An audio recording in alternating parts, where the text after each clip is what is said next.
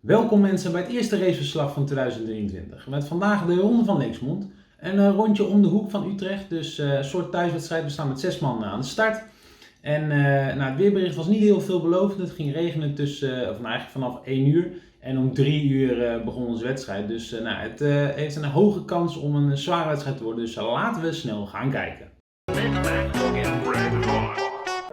Zo, dan staan we opgesteld in de visgraat. Vast dingetje bij KMU koersen. Voordat je nummer wordt opgenoemd, moet je daar staan wachten. Nou, uiteindelijk roepen ze de nummers 4 om en mag ik opschrijven. Is deze jongen die wil heel graag dat laatste gaatje hebben in die rij. Nou, ik vind het allemaal wel gezegend. Ik sta gewoon lekker waar ik sta en ik rij vanzelf van naar boven. Of naar voren bedoel ik. Want, het is geen cross, dus dan is er iets minder druk. Terwijl ik Camille nog even succes wens, degene die naast me staat, ben ik hiermee naartoe gereden. Die rijdt zijn eerste KMU-koers en die gaat tot beleven wat dat betreft. Een eerste regenkoers is dan zeker niet makkelijk. Aardig grote groep, een mannetje of 60, 70. Terwijl ik het eerste rondje met jullie door ga lopen. Om eens eventjes het parcours te verkennen. We hebben de eerste bocht gehad over natte klinkertjes, gladde klinkertjes. Dit zijn wat ruwere klinkertjes waar we nu op rijden. Terwijl we naar de tweede bocht gaan en mijn ploeggenootje Rowan voorbij komt. En dan zie je dat het allemaal nog relatief rustig is. Maar als je in de achteruitkijkkamer zit, dan zit ik eigenlijk al in een van de laatste posities.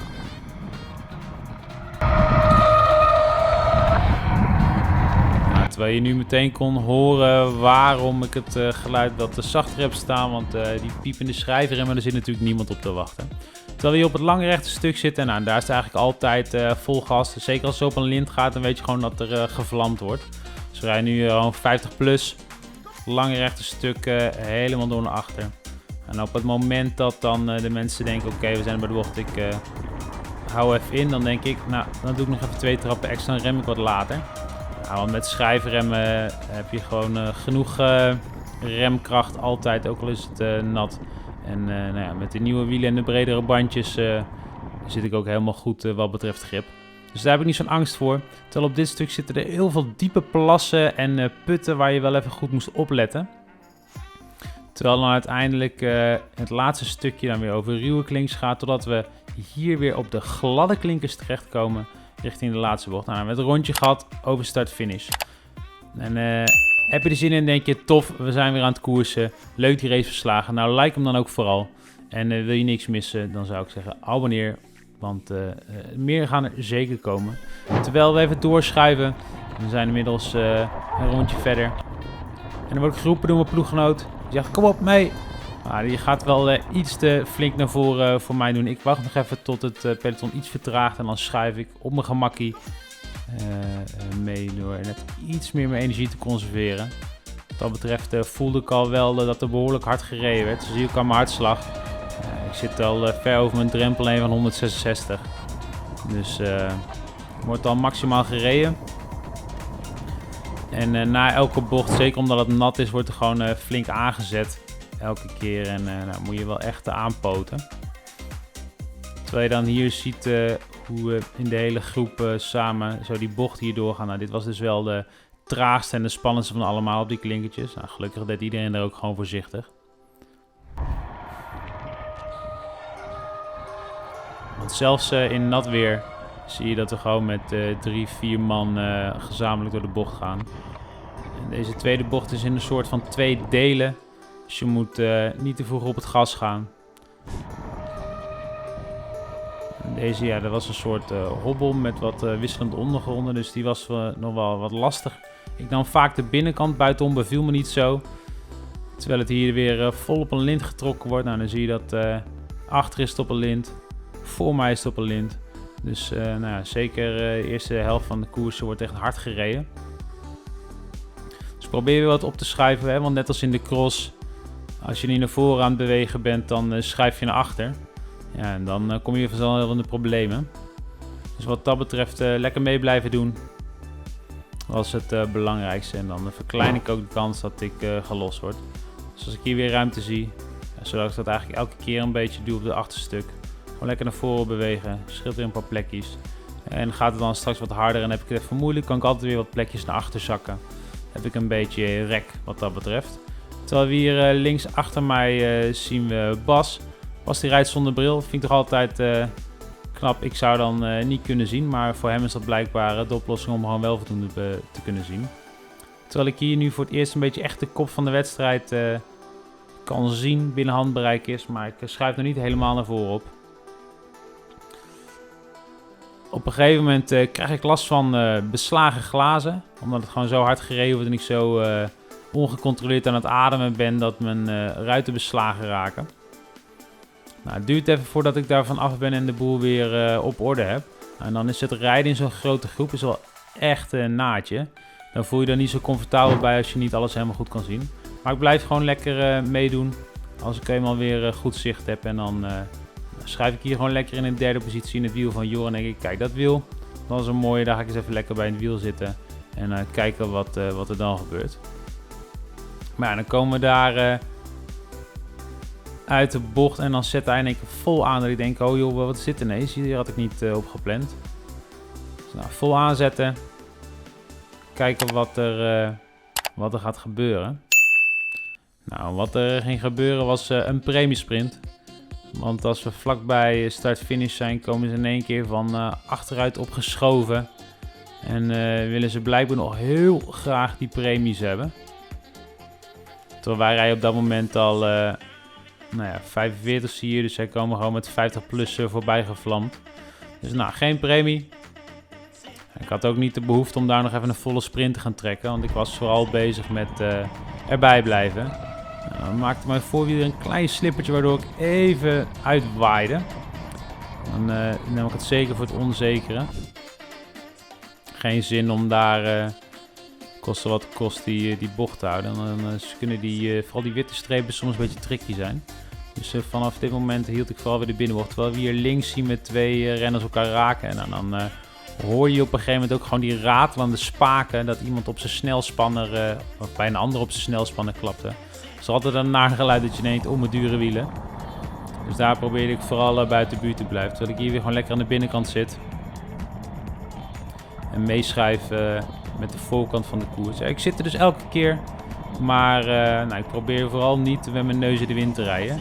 Terwijl dan Rijn Valk, een gast die ik ken van de cross, hier in één keer op zou. Dus ik denk, nou ik schrijf lekker mee. Maar ja, hij trekt in één keer door naar de kop. Dan denk ik, ja even. Ik hoop niet dat dit een ontsnapping wordt. Want dan loop ik misschien nog tegen een probleem aan. Nou, hij kijkt hier achterom. Hij ziet het hele veld in zijn wiel zitten. En het elleboog. Dan denk ik, ja oké. Uit fatsoen doe ik wel een laf kopbeurtje. Maar ik zei al meteen tegen hem, sorry man, ik heb de benen niet. Dus ik draai weer door en probeer vooral vooraan te blijven. Dat was een beetje het motto van de dag.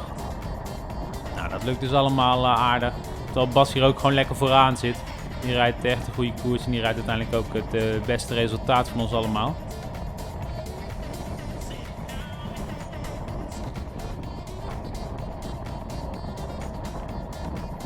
Terwijl het weer een premieronde is en ik zie dat er iets ingehouden is, dan denk ik bij mezelf, ja weet je, als niemand het doet, dan rijd ik wel gewoon naar de kop. Kijken of ik weer gewoon stiekem een sprintje kan pakken. Maar dat stiekem blijkt opnieuw niet het geval. Er komen er weer 3 overheen geknald. Nou, en dit keer pakt Bas de tweede plek. Dus die had in ieder geval een kleine premie te pakken, terwijl ik hier volgens mij als zesde inmiddels dan doorkom. En Bas trekt dan door, dus ik denk bij mezelf, ja, ik ga niet mee. Dus weet je wat, ik ga gewoon iets trager deze bocht door. Laat een gaatje vallen, kijken wat er gebeurt als ze daar doortrekken. Maar achter mij zitten er genoeg jongens meteen scherp op. En die denken, oh, gat dichtrijden. Niemand weg laten komen. Nou, en dan is die kans ook meteen verkeken. Terwijl Camille nou voor het eerst in het camerabeeld komt. Die er dus nog steeds gewoon bij zit. Dus positief verbaasd groet ik hem. Lekker bezig. Vooral mee blijven doen. Terwijl mijn maatje Marten inmiddels weer bij me in de buurt zit. Ik dacht, hey, top dat je nog zit. Maar die bleek al op een ronde te zitten. Nou, zo zie je dus ook dat het ook gewoon een zware koers was. En er een hoop renners op een ronde of meer waren gereden of zelfs waren afgestapt. Terwijl ik hier weer lekker opschuif naar voren. Nou, en zelfs de hele weg vrij krijg om helemaal door naar voren te schuiven. dan kan je eens even mooi over de hele breedte van het peloton kijken. Dan zie je dat al die jongens nog behoorlijk scherp erbij zitten. Zeker die van Beat hier met z'n drieën geformeerd. Die reden goed samen. Terwijl ik hier weer in prima positie vooraan opdraai. En opnieuw deze bocht echt wel minder neem dan die gasten voor mij. Gelukkig schuift deze jongen in en kan ik op die manier een beetje chill inschuiven. Hier het DFM-treintje die naar voren wil, toch altijd lekker als je ploeggenoten, of je kan profiteren op die manier van je ploeggenoten en lekker naar voren kan schuiven. Terwijl Jorre mij weer voorbij komt, zijn inmiddels 50 minuten onderweg. Dus we komen in de laatste fase van de wedstrijd aan. Dan word ik wel iets scherper om te kijken van wat gaat er gebeuren, wat moet ik doen, hoe kan ik nog ergens mijn steentje bijdragen. Dus op het moment dat ik hem voorbij zie komen, denk ik, roep ik op mee. Nou, dan ben ik eigenlijk zelf degene die als eerst reageert en zit ik scherp op zijn wiel. Kijken wat er gaat gebeuren. Nou, dus ik verwacht eigenlijk dat hij net als aan het begin van de koers hier vol uit de bocht weg accelereert.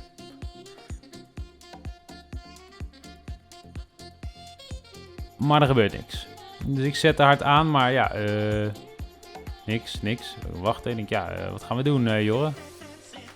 Nou, en dan toch stiekem vanuit het zadel, dan begint hij in één keer volle bak te accelereren. En dan zie ik aan mijn aanzet dat ik daar even flink over moet aanpoten. Maar door deze man eigenlijk uit het wiel gehouden wordt. En laat ik ook dit premiesprintje aan me voorbij gaan. Want zoals je ziet, ik hartstikke 174, ik rij op dit moment gewoon al maximaal. Terwijl op dat moment Bas aanvalt, de ploeggenoot. Dus ik wil graag opschuiven om zijn aanval af te schermen. En dan zie je in één keer van rechts een zwieper komen in het peloton. Nou, dan gaat het net goed met de stoeprand. Dus het schuiven naar voren laat ik maar even zitten. Dan kies ik wel weer deze plek voor als het iets minder smal is, zoals op de klinkers daar. Terwijl inmiddels de camera aan de voorkant uitgevallen is. Met 55 minuten had ik niet meer genoeg energie in de batterij zitten. Terwijl ik inmiddels ook wat langzaam aan de achter begin te schuiven. De energie is wel enigszins uit de benen verdwenen.